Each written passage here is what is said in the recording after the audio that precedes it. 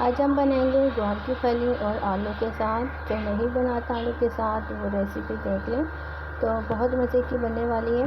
तो हमने जो है प्याज ले लिया और उसको फ्राई करें, फिर इसमें टमाटर, अदरक, लहसुन जो है इसका पेस्ट डाल दें, वरना तो आप जो है कूट के डाल दें, जो भी है ठीक है। फिर इसमें जो है हम मसाले वगैरह जो है ऐड करेंगे। तो इसमें जो है मैंने पिसी मिर्चें, हल्दी, धनिया और हस्ब ज़ायक़ा नमक ये डाल के मैंने इसको अच्छे से फ्राई करना है। देखें टमाटर ना थोड़ा ज़्यादा डालिएगा और ऑयल भी, बस थोड़ा सा पानी डाल के उसको अच्छे से चलाया और फिर आलू और फली इसमें डाल के और अच्छे से मिक्स करें। 10 से 15 मिनट तक इसको रख दें पकने के लिए। जो पानी था वो बिल्कुल खुशक हो गया, ये इस तरह की हो जाए। फिर प्लेट में निकालें, खाएं और सर्व करें।